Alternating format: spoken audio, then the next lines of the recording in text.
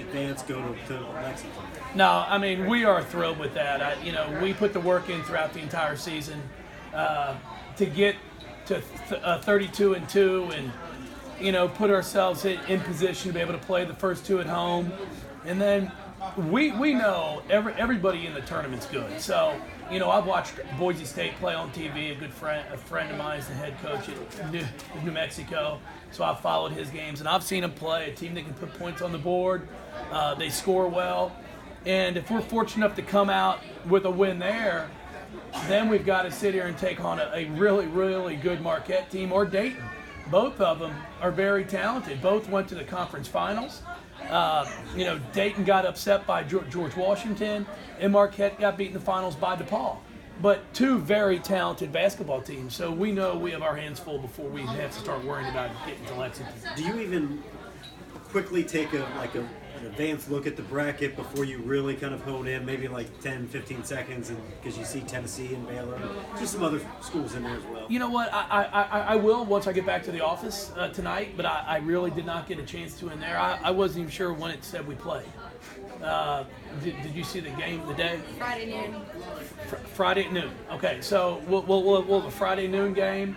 So we'll get prepped now and start working. We'll get back in the gym tomorrow. It's our spring break, so we'll start practice up, preparing for these games. But I'll take 5-10 minutes to just sit down and look at the entire bracket, see who got in, who didn't get in, what surprises there may have been, things like that. I had quite a bit of advanced ticket sales. Have you had any update in the last week or so about how they're going? The last I heard was about 3,500. That's it. So, I'm hoping now that our fans know when we play, that we can get 7,000 to 10,000 in here, because it's going to be some really good basketball, and we're going to need every single one of our fans to come out here like they have in the past and support this group of young women. There's been a lot of firsts for your team this season for the program. What does it mean that this number one seed is just kind of breaking another barrier? Oh, I mean, it's a wonderful thing, but the number one seed's great. We've had some pretty good success with a 3 seed and a 5 seed in the past. So we know it's an honor to be a 1 seed. There's no question about it. The body of work throughout the entire season has put that in place for us. But it's game in and game out right now. You've got to be prepared. I've said it all along. I think we're good enough to beat just about anybody, but I think there's 35 teams out there that can beat us. We just went through the ACC tournament, win 3 games in 3 days by a combined total of 10 points. So it's not like we sat there and blew anybody out.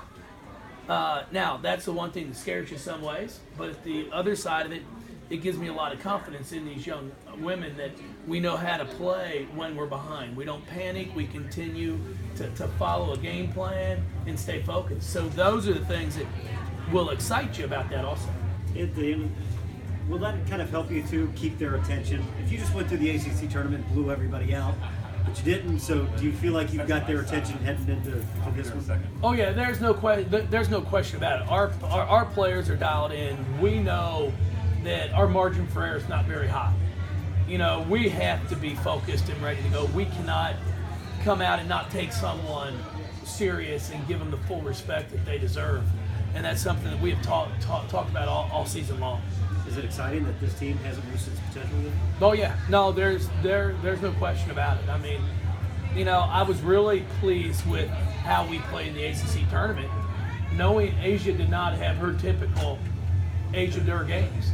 But we're still able to go 3-0 because everybody else has started to step their game up. Erica Carter's playing really well. Jasmine Jones is scoring the basketball. Sam Furion's, she's down in the post doing all the little things and rebounding and boxing out. She guards her man and Maisha's half the time, so it's been fantastic. What about the support you got here with this selection show? It was awesome. To walk in here and have over 500 is what we had to shut it down at. And then we got about 260 in the auditorium for the actual show. The rest stayed out there and were there supporting and cheering. Just a great special night.